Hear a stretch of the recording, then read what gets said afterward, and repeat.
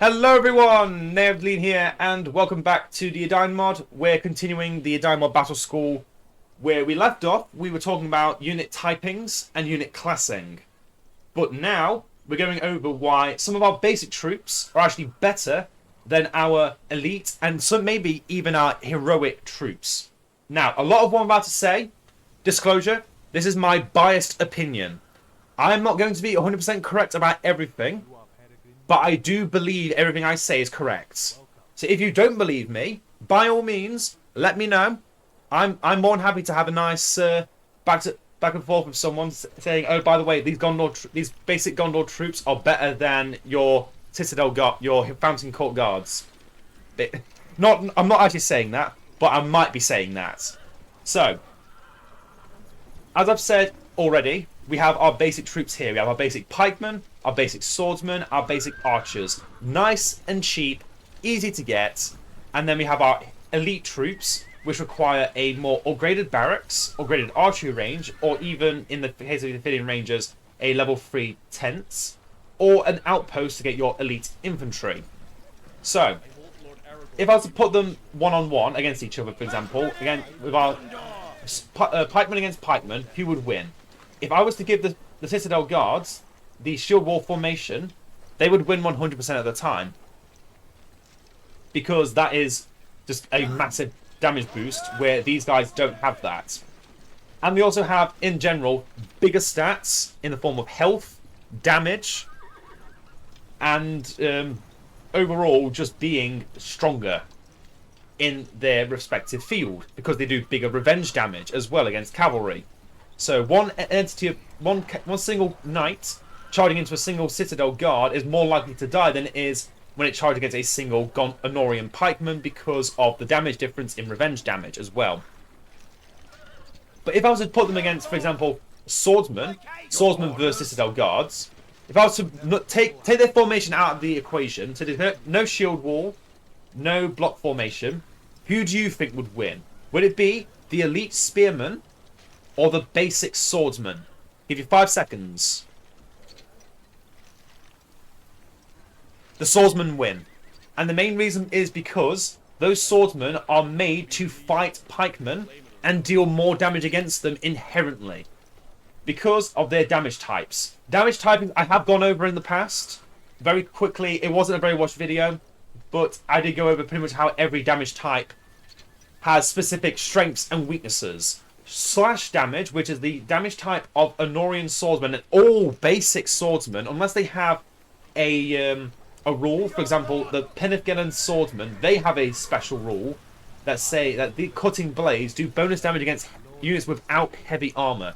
That means their damage type has changed to chop damage, which means they do more damage to every unit that doesn't have any heavy armor. If they have heavy armor, they do way less damage than they would if you had just basic slash damage. And that's why you need a unit that has a Uruk damage type. For example, Uruk Berserkers, when they get Forged Blades, who do deal bonus damage against units with armor. Or Arkengard, when they use their ability. But anyway, slash damage does more damage to spearmen in their armor typings, but also the damage type that spearmen do, called specialist damage, does less damage to basic soldiers with basic swords and shields, or just swords. They do less damage. So in this, these guys are doubly weak. It doesn't matter that they're elite troops, they cost more, they're more powerful in certain regards. They are still weaker because they have the type disadvantage. It's the basic rock, paper, scissors rule. These guys are rock, those guys are paper. And these guys are scissors. The Gondor Knights are scissors, which means they lose to rock, and rock loses to paper, but paper loses to the paper loses to scissors. There we go. That's the basic methodology of how the damage typings work in Balthamilla in general. Edain takes it a step further with bunch of different things, but in the base concept, swordsmen beat pikemen, pikemen lose to swordsmen, and that and that is universal. If I put the Dol soldiers against the Citadel Guards, I imagine even with the Shield Wall formation, they would lose to these Dol soldiers. Then you also need to think about archers. Where do archers come into all of this?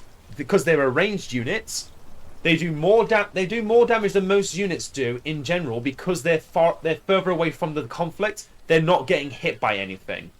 Normally they do about the same. I'd say the same amount of damage as a specialist unit does to a basic unit of its same armor type. So if a pikeman and a pikeman were to go against each other, if it was a pikeman and an archer unit going against each other, I would say the archer units would beat the pikeman just because of the time it would take for them to get there.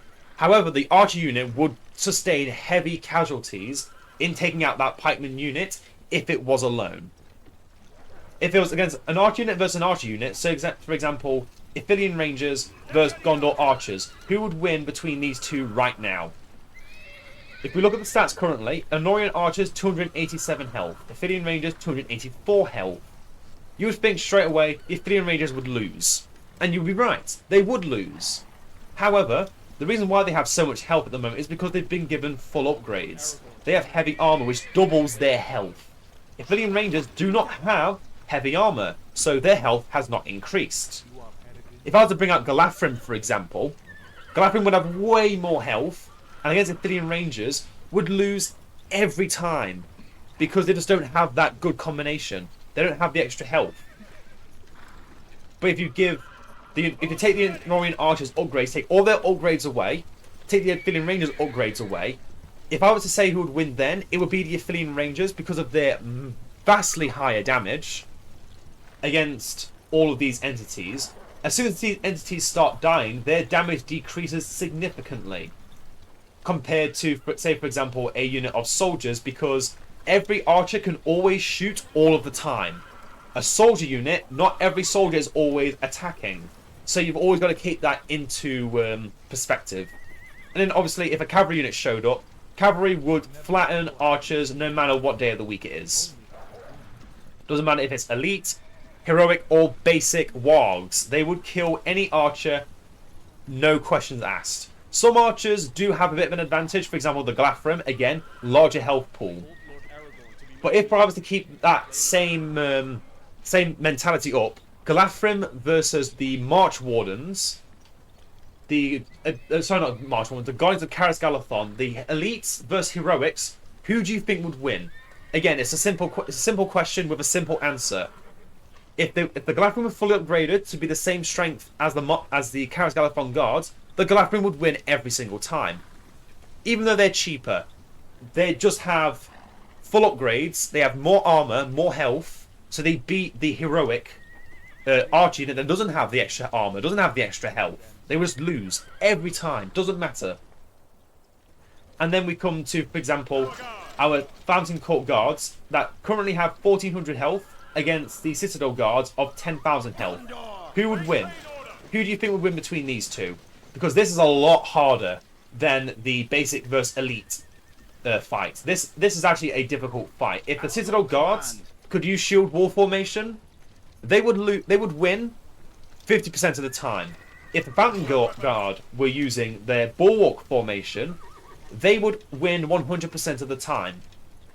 If they were using their wide formation, where they're using their swords, they would beat them. They would beat the Citadel Guards regardless of what they were using. Even in shield wall formation, I believe this formation would beat them, especially if they have Aragorn nearby, giving them that extra damage and armor.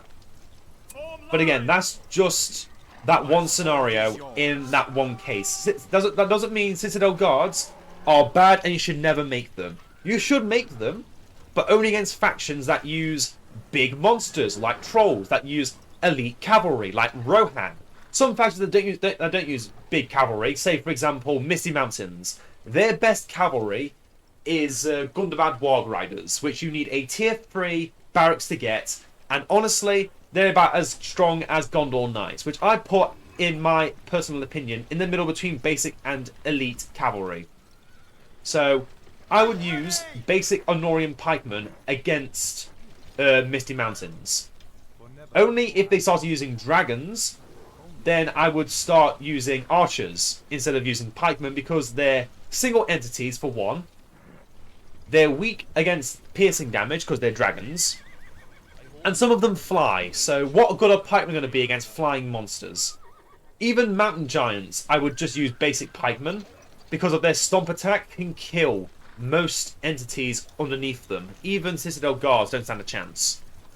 Against a faction like Rohan, I would actually consider getting Citadel Guards because of the elite and heroic cavalry not getting killed in one shot from your Honorian pikemen. You need to always keep into consideration, if you're getting better pikemen, is the damage they're dealing better than your basic pikemen? If they're killing them both one shot, then does it really matter? No, it doesn't matter. A Honorian pikeman can kill a Warg just as easily as a Citadel Guard can. But then there's also some fringe scenarios, like with Imladris. You could say, oh, a Dunedain pikeman kills these just as easily as a Imladris pikeman, so why always use Imladris pikeman? And that is because of convenience. Convenience is such a simple word, but something that people don't regularly recognize. It is convenient to do these things, and so people will do them. Your barrack can get a convenient upgrade, and now you've got a conveniently better unit. Why not always just use that unit? Because it's convenient to do so. And I think with some factions, it makes sense. Go for the convenient choice. It makes more sense. It's better. Why not? But then you've got to think a bit more strategically. You're spending more resources on a unit that can very easily get killed. Say, for example, against a dwarf faction. Dwarves have elite swordsmen. Technically, yes, they've got axes and stuff, but they're still swordsmen. They are doing slash damage, which means they are the same type as a Gondor soldier, as a Don Amroth soldier. They are doing slash damage. They are an infantry unit. They are a swordsman. Let's not try and add more typing than there already is. So, if I was to fight against a dwarf faction, I would never, ever, ever build guards with the Citadel, because they're just expensive units that would just die almost every single time against whatever they're going up against. I would always build pikemen if I needed the pikemen. If they never made battle wagons, though, if the dwarves never make a single battle wagon, I will not build a single unit of pikemen, because why should I? What good are pikemen against swordsmen? They are no good. And one dwarf faction, the Erebor faction, has axe throwers.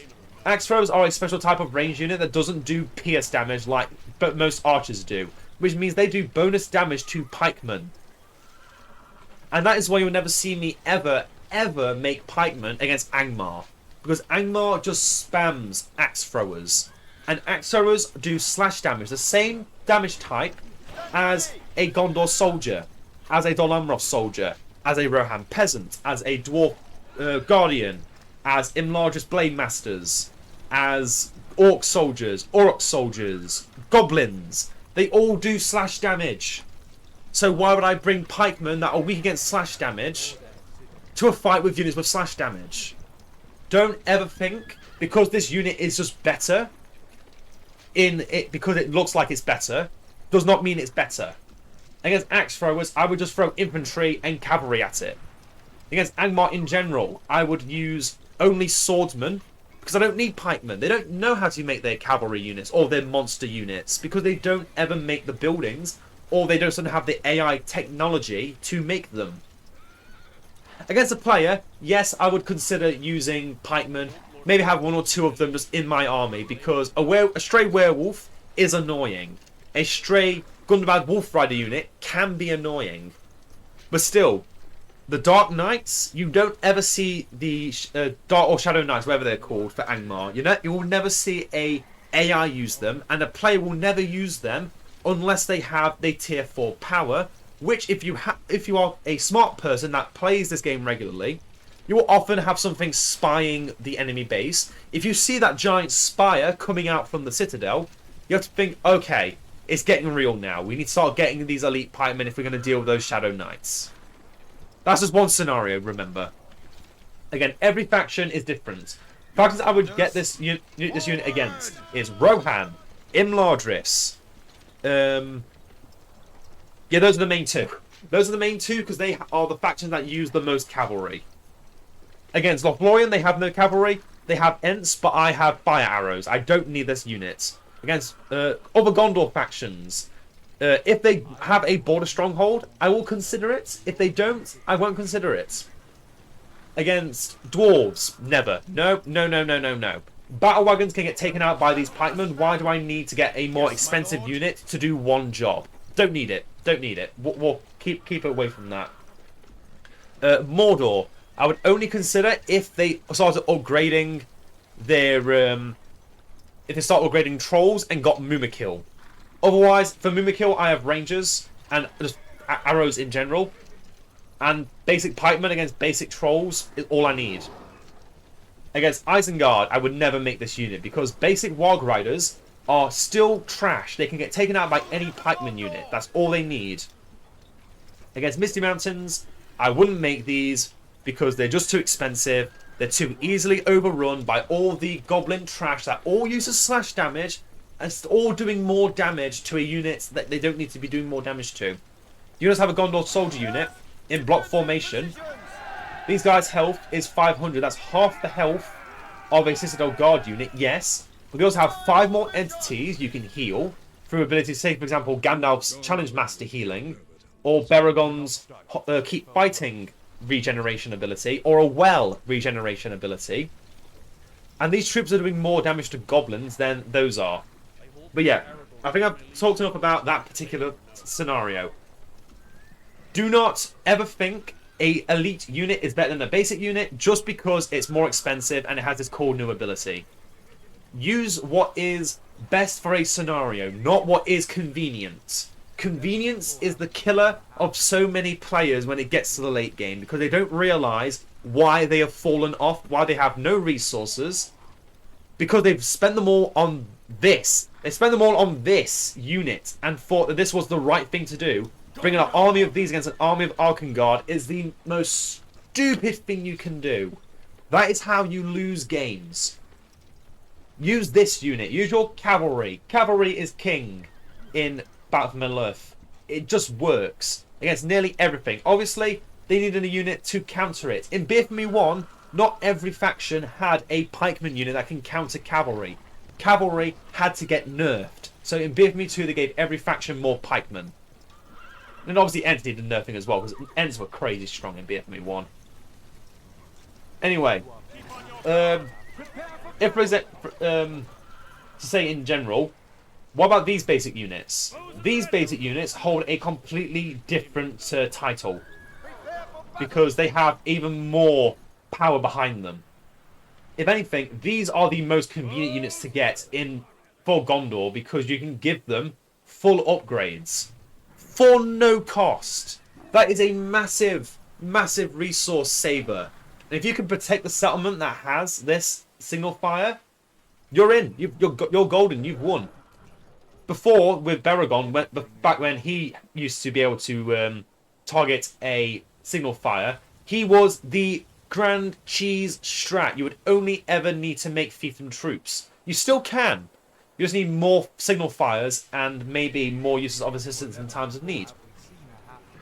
But as I said already, these Pinnithgalen soldiers in the early game are your best unit in the game, because no single unit in the beginning of the game for the first like 10 to 15 minutes will have heavy armor. So this chop damage they do instead of slash damage means that their damage type is they're actually doing 50% more damage than every other unit in the game.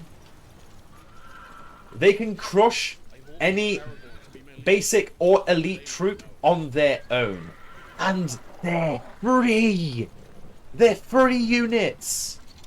Then you've got bonus damage against armor, against structures even. Structures lose armor for 10 seconds while these Lasana axemen exist. You've got Pinnithgalen? Pelagia Monster Slayers. God, my head is swimming. That has a unique formation that does bonus damage against monsters. Stops them from being...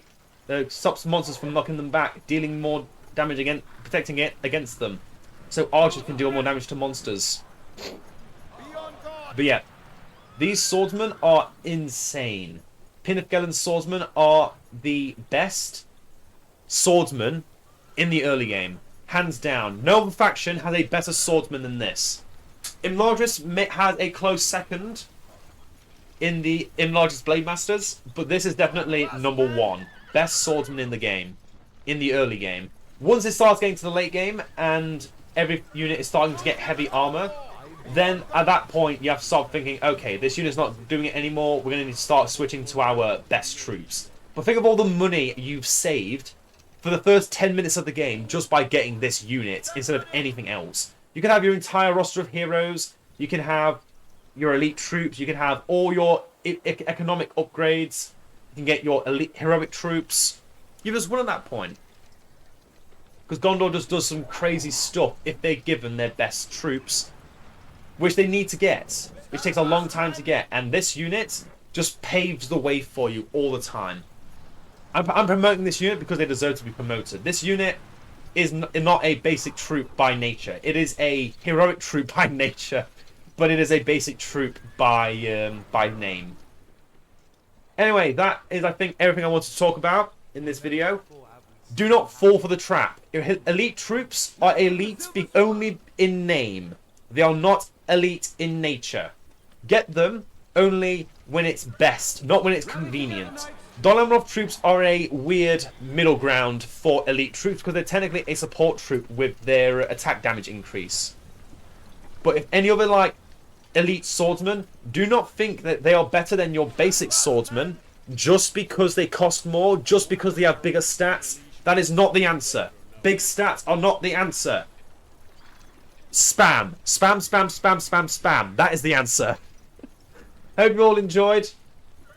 And before I finish, I actually almost forgot. Anyone that's still watching up to this point, thank you for listening to me ramble on for about 20 minutes. But also, I will be releasing shorts again more frequently. And they will be fights between some of these units. I have the technology now that I can turn a unit neutral.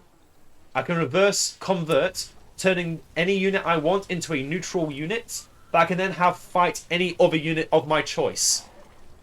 Obviously, I'm limited by what I can build from the builders, which is honestly most of the units in the game. The only units I'm limited by are outpost units and settlement units. Now, I can't get them for every faction to duke it out against each other, but I can put most units against each other. So, if you want to leave a comment saying, I want to see this unit versus this unit, give it this ability, this upgrade, so and such, I will do it for you guys. I will start doing these small unit versus videos just to show you who wins in these scenarios. Also, if you want to do it for heroes, I can't do it for heroes. I can only do it for heroes that are in one faction. I can't do everything. Anyway, I've spoken enough. I hope you all enjoyed, and I'll see you all in the next one. Farewell.